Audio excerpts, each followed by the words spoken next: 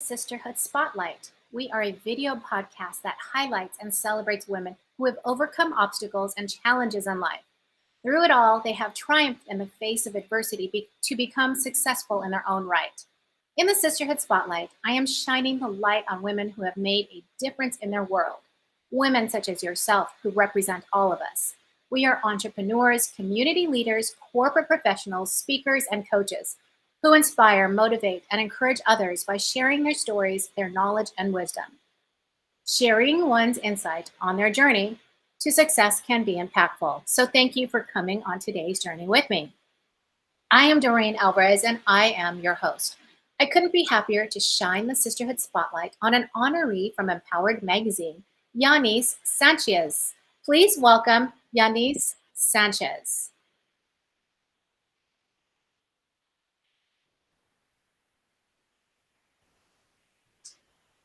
Hi there. Hi. You are beautiful. Look at you. Thank I you. love that lipstick color you're wearing. Well, before I begin, I want to congratulate you on being nominated and selected to share your story. You were nominated in Empowered Magazine. That's an amazing magazine. It's opened up so many doors for so many women, including myself, as well as you. How does it feel? At first, I couldn't believe it.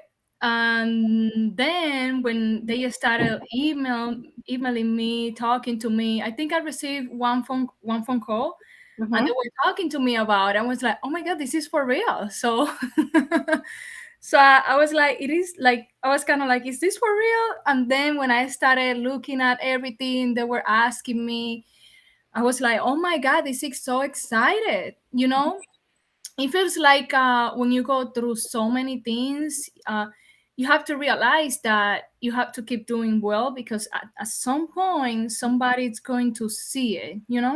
Yes, yes. And for those of you who don't know, Empowered Magazine is the #1 female circular in the nation. And what this magazine does is it highlights and celebrates women from all over. And Yanis here is one of the women that is being celebrated. Yanis, can you please share with us what you do and what your accomplishments are? Where do you want me to start? From a school? Let's start off by saying, okay, so everyone, Yanis is from the Dominican Republic. And so she had come to the US. Did you speak English? Yeah, I You do. spoke English. Okay. So let's talk about that. Let's talk about that transition going from the Dominican Republic to the US. Where did you live? Like, where did your family land and how did you get here? Oh, it's kind of like a big history because, sometimes people think I'm Indian. And I Yeah, have I been get going. that too. I get that too. You get that too? So when I went to New York first, when I entered to New York, it was kind of different though, but I like it. But so many people were talking to me in Indian, but this is coming from something. Actually, my grandfather is Arabic, and it's kind of like because my dad looks a lot like him, and it goes like through generation. I guess I'm not sure. I just analyzed that. Mhm. So, but um, I came here when I was 17 years old, pretty young. I guess I'm still young, but it's kind of like the same time because I've been here a while already. So I entered to New York, and somehow my family, part of my family, moved to Miami. So some are in New York still, but some others are in Miami due to business.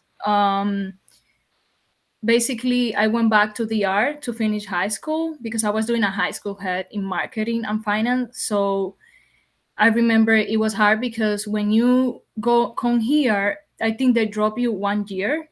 So my parents decided that I just get back to the art. So I finished my high school head because I was doing also a marketing and finance head already. So I was almost in my last year. So it was not making sense for them to just and for me also, to come and drop 1 year, but just based on decisions, I went back and finished, and then I came here and I started. I didn't know any English when I came here. It was hard. Mhm. And actually, I think overcoming that is really hard because you get a lot of people, especially when you are Hispanic and you speak Spanish, they're like, "You're not speaking good English. You're not doing this." And it's like, come on, you know what? Yeah, even though you're learning another language, it's hard because the transition is still sometimes your mind gets switched over through Spanish and you ended up speaking Spanglish. you I know? So totally understand. You know what? If you're right about that transition. So when you look at me, I look Hispanic, right? I'm actually mixed. So like you, I always get people think I'm Indian. Some have thought I was Middle Eastern. Some have thought I was anything and everything but Asian or Hispanic. But I do speak some Spanish that I learned in school.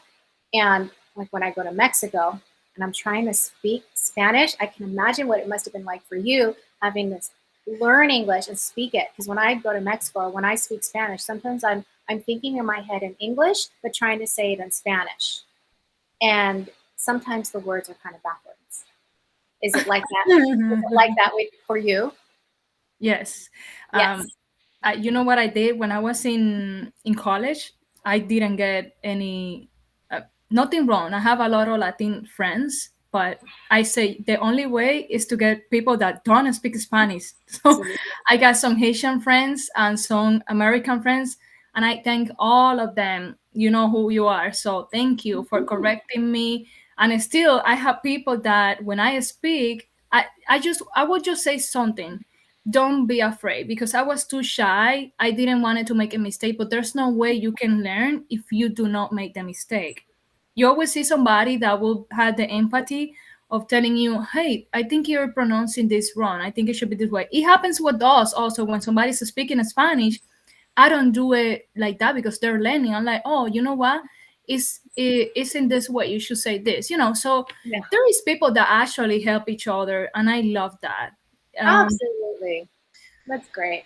I just got Haitian friends, and it was funny. It took me a while, and I'm still learning. Sometimes it's what's the funny part when you already know English, you start forgetting some Spanish too. It's kind of Oh, like a weird thing, I but guess when you start thinking in English, like yes, that's my goal is to learn how to think in Spanish. I can do it sometimes. But I yes. will I will tell you my most embarrassing moment when I was learning how to speak Spanish. I took 3 years in college or 3 semesters in college on conversational Spanish. Did it help me? No. What actually helped me was taking the bus in LA because everybody at the bus stop spoke Spanish. And when I had my children, my ex husband hired a housekeeper who only spoke Spanish. So I had to learn the language. But I will say, my most embarrassing moment while speaking Spanish, I meant to say, I feel embarrassed. Do you know what I said? Estoy embarazada. Estoy embarazada. And then these ladies were like, oh, sí, ¿cuántos meses? No, I'm like, no, estoy embarazada, you know? And so then I figured that out. I said, I'm pregnant. And that's why the Yeah, ladies you were saying, say oh, you how say many that you're months? pregnant when Let you me get say you some embarazada. water. So I learned quickly that that's not the word. That I still don't know how to say I'm embarrassed in Spanish. I think it's sinvergüenza, or is that wrong? And when you say embarrassed, like avergonzada. Okay, that's the word. You see, I got the other one wrong. But yeah, so I never learned the proper way, but I did learn that embarazada means pregnant. But you know what? That happened in English too. There's some type of words that sounds like the same. What about eight? Eight from eating in the past, Yes. and number eight. That was the hardest thing. Honestly, that was the hardest thing for me. And I would just say, don't feel embarrassed about that. And I still don't know some words. And actually, I have friends that they were born here, and they tell me, "Hey, there are some words that I'm still learning. It's okay. It's just like us. There's some word in Spanish that we know. Of course, we know because we are native, but it's just that some words we wouldn't know. We were like, "What is that?" For example, if you go to Argentina and you say, I think it's a word in Dominican Republic that you say boludo is nothing for us. But if you go to over there, somebody told me it's something like about sex or something. I'm not sure. No. No, it's not in Argentina. It's in Okay. another country. I'm not sure where, but there are certain words that for like in another place in Spanish it's like nothing, and when you go to another one, you'll be like, "What are you saying?" You know? Yeah, and since we're on the topic, I like to share funny stories. So I'm half Filipino. And so growing up, I learned some Filipino words because my mother would use the Filipino words like English. So there's this word, and it's, God, I'm kind of embarrassed. Can I say it here? It's puke. Okay? Puki. It means the female body part, it means the vagina. Oh my Okay? god. So I'm out and I'm a little girl and I hear this mother call her daughter, "Come on over here, Pookie. Come on over here, Pookie." And I started laughing and I said, "Mom, that lady's calling her daughter a Pookie." And then she had to explain to me that that was not the English word, it's the Tagalog word, the Filipino word. She just didn't like the way the English word sounded, so she used the Tagalog word. And all this time, I thought it was the English word. Oh my goodness. I used to get embarrassed about one word.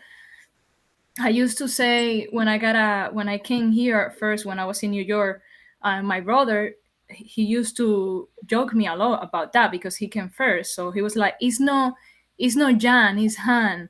And I say, "Can you give me some Jan?" And he's people look at me like, what is that? What do you want on the bread? Jan? It's Han. And my brother always say, "It's Han." That took to me a while, and it's still sometimes my mind like, okay, don't play with me. I say to my mind, "Don't play with me. It's Han." I already know English, so it's Han, you know. But yes, it's difficult. But what helped me out the most also it was my classes in college. I have a professor that by that time I was very struggle. Uh, he was a very American professor, and the way he talked, I couldn't understand anything. But it's normal because at that point I didn't know that much English, you know. That was when I came to Miami actually on my amazing college. I love it, Miami Dade College. So I always say I will always be a shark because that's where I start my journey over there. I also became a BP when I was finishing. They choosing me as a BP for women in tech. I was just inspiring some women to teaching them how to install virtual machine, how to do VMware, how to do with Wireshark because I always loved cybersecurity and information technology, which I was graduated for. And you know it was just I took like 2 years doing English, and sometimes I say, you know what, I will have my master already with those 2 years, but sometimes I say no, don't feel like that because you know 2 languages, you took the time to learn it, so it's okay, you know. But yeah, it takes time. I will say to people or any woman, don't feel embarrassed because it takes time. Some people won't learn it faster. Not everyone learn the same. In my case, I learned it first how to write it. So most of the things that I didn't understand when people talk, I tell them write it to me because I think I'm more like a writing person. And then even though in movies, what helped me out, I always see the writing part. So it might take you sometimes. It took me like probably 6 months, but I know some people that take them longer. But I used to study really hard and a lot. And that professor, I almost failed his class You because could he do was that like, pretty "How do fast. you know my name?" Because you know what, my name is actually no Latin.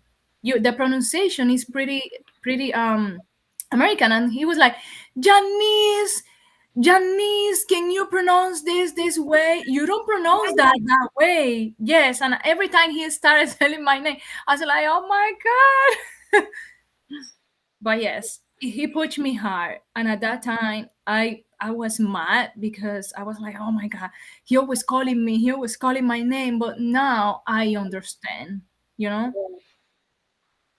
I like how you said that you used to have people write down because for me, I can read Spanish fluently and I can write it if I know the vocabulary. Because Hmm. that's where I struggle is I don't, yo no sé muchas palabras. I don't know a lot of words. And so, but when I read it, it's so much easier because you can actually see it. And when I watch movies, that are in Spanish and they have the subtitles, I'm not even hearing what's being said. I can actually understand what the subtitles mean.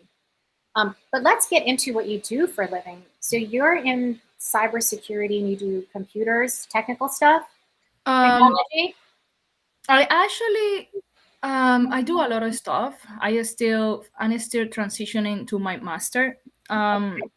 Doing some transition because what happened with my associate is that when I get the classes for the bachelor, things are changing pretty quickly when it comes to technology. So what I decided, this is what I did.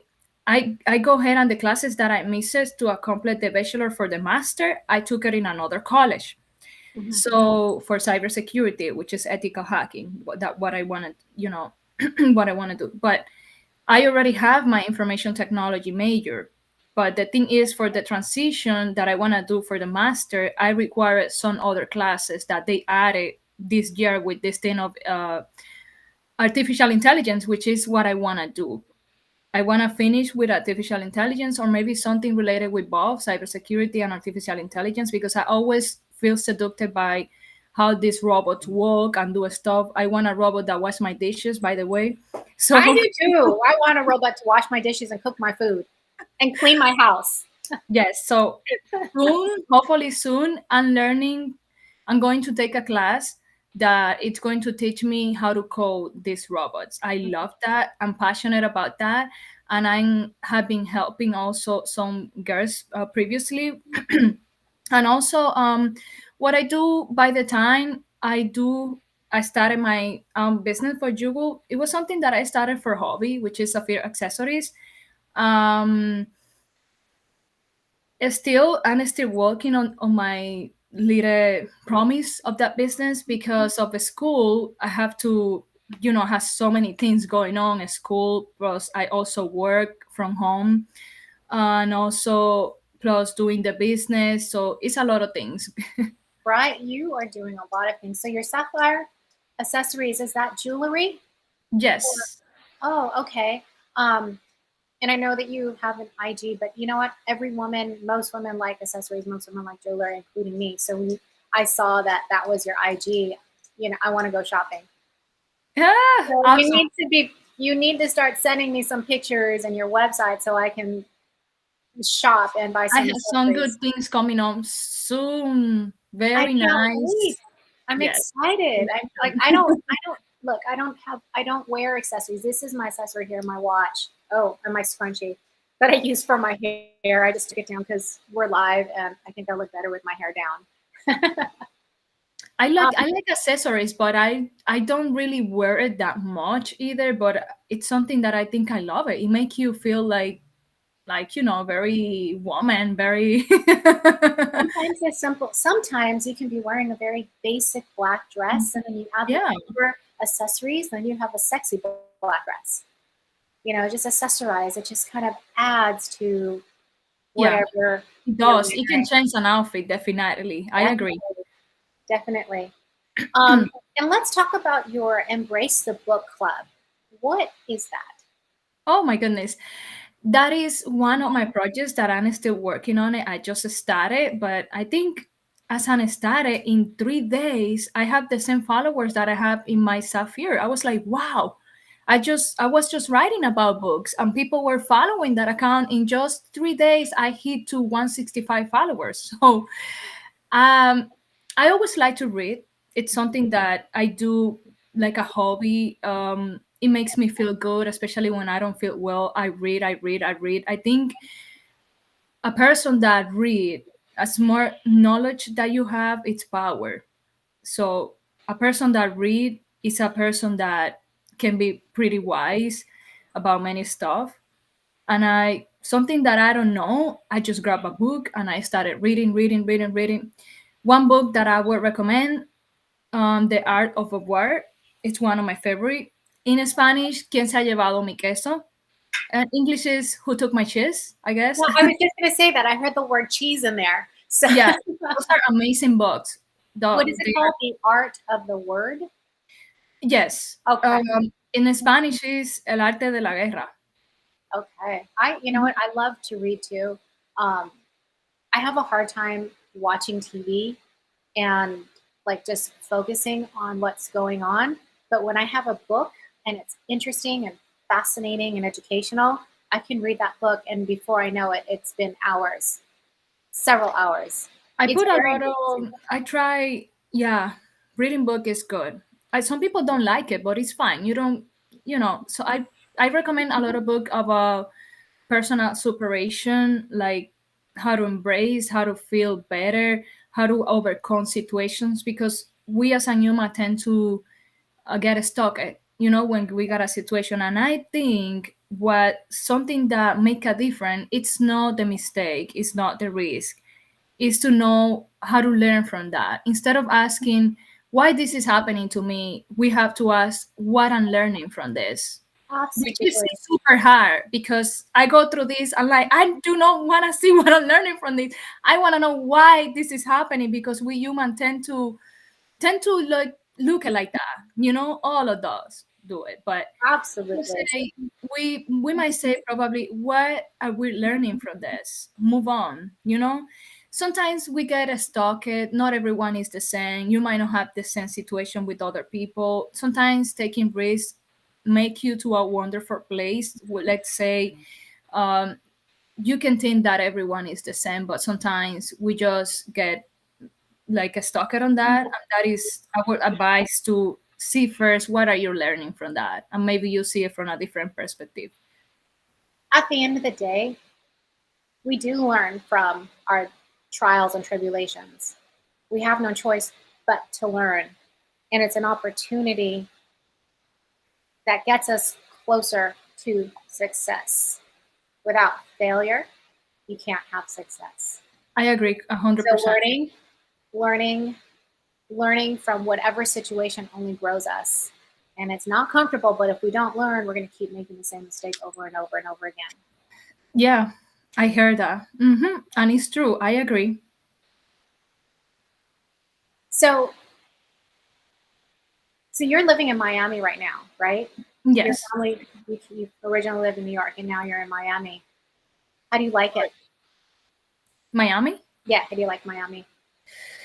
uh, I like Miami, but there's some stuff that I don't like, and just like in any places, Yeah. I think just people. It's the traffic. There's a traffic problem over here. Terrible, Yes. terrible. And people, I find out.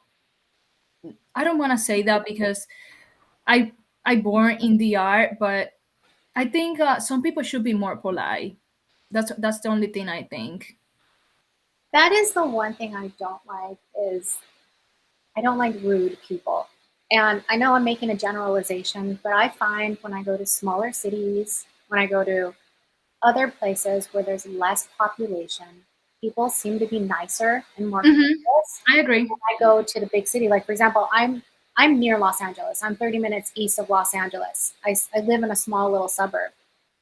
It's a big city, but it's not like crazy. And everybody here, it's so family oriented and people are friendly. But when I drive to the city to Los Angeles, I have the worst anxiety.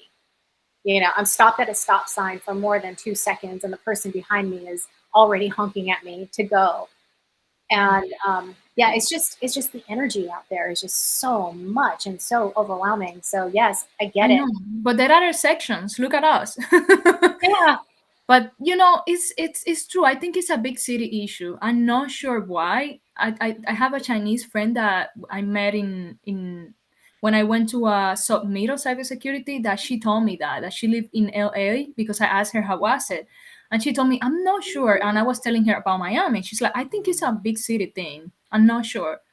But I don't want to generalize, because you can find nice people too. But it's just that I think it's a traffic problem. Definitely, it's just traffic that. is terrible. I can't stand traffic.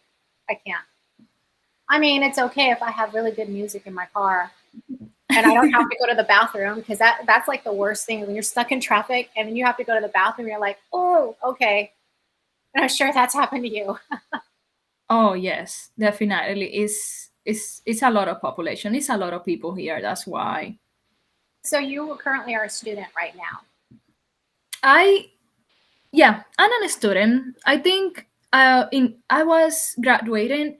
I was trying to get into my master quickly, but there's some classes that I need to take that was not when I graduated. So since things has been advancing pretty quickly and I want to go into this field about the virtual machine, artificial intelligence, and also cybersecurity, I'm doing two things at the same time, I would say.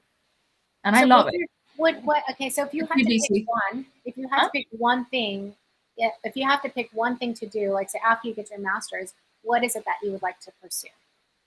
I always like cybersecurity. Cybersecurity. That's my main thing. I like penetration testing.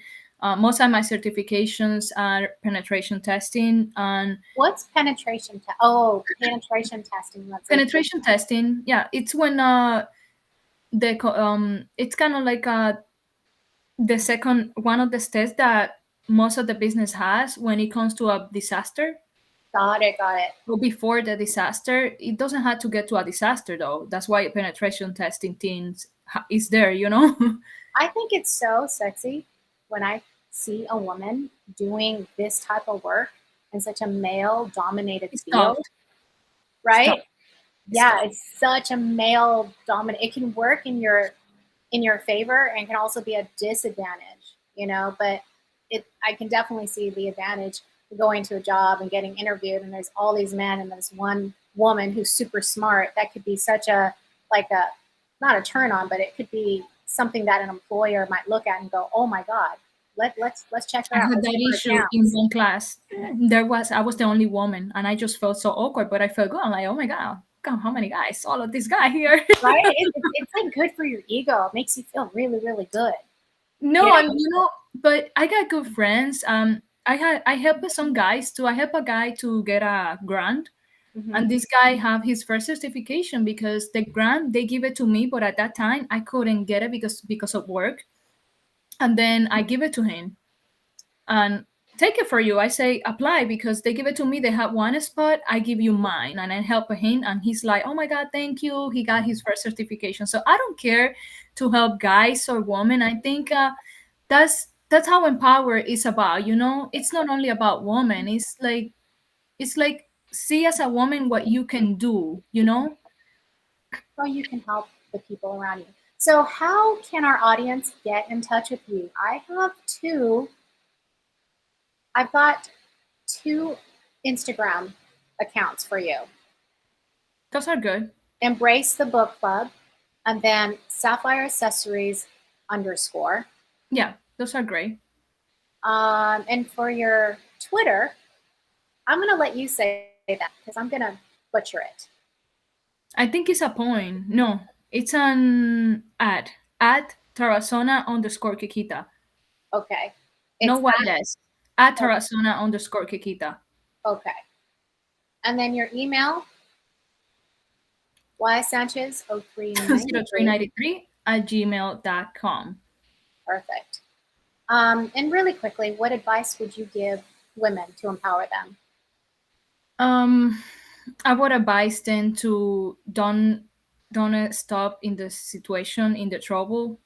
I would say to see what are you learning about it, and also I will tell them to write down what two things, to break it into two pieces. Why is so painful, and what is teaching you.